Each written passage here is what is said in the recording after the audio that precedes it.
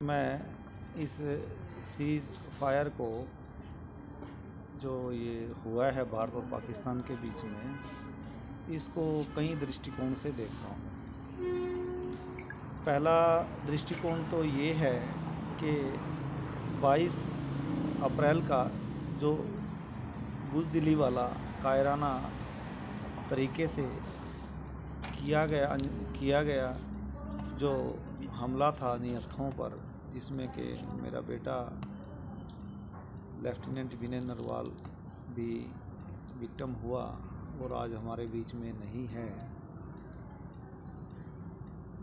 उस जो दुर्घटना थी उसका बदला भारत सरकार ने बहुत अच्छे से लिया है और उसको पनाह देने वाले,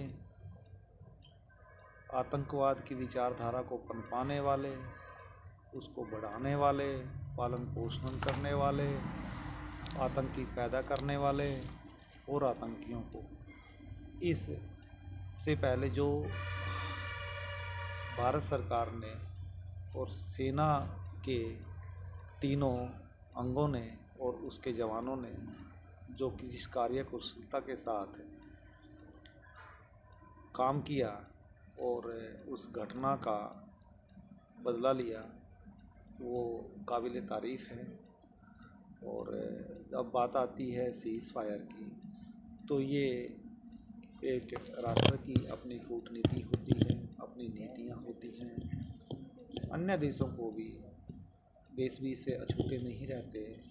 तो राष्ट्र अध्यक्ष ने और हमारे देश के यशस्वी प्रधानमंत्री ने जो निर्णय लिया है वो उसको मैं स्वीकार करता हूँ और हम उससे सहमत हैं।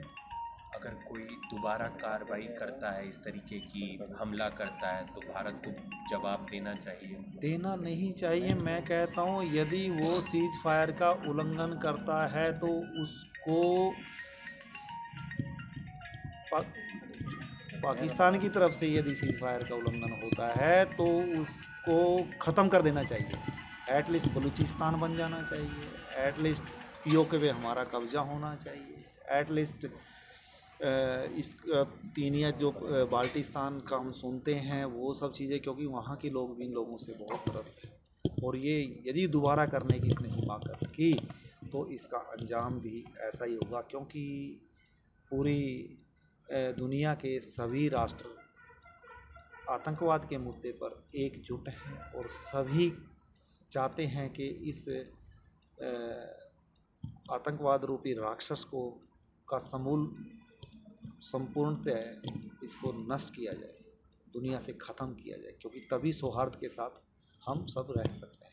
भारतीय सेना को कोई मैसेज या? हाँ, भारतीय सेना को मैं तीनों अंगों को बधाई देता हूँ और उनके मनोबल के लिए उनको शाबाशी देता हूँ, क्योंकि उनके जो जिस तरह से हमारे यशस्वी प्रधानमंत्री मोदी जी ने उनको ओपन हैंड दिया, तब वो एक सफलता के साथ और पूरे मनोबल के साथ इसको इस तरह की घटना का बदला लेने के लिए जो कार्रवाई की गई उसको अंजाम दे पाए, ये काबिल तारीफ़ है। और भविष्य में यदि कोई आतंकवादी गतिविधि करने की सोचेगा भी ना, तो उसका फन ऐसे ही कुचला जाएगा, उसको करने नहीं देंगे।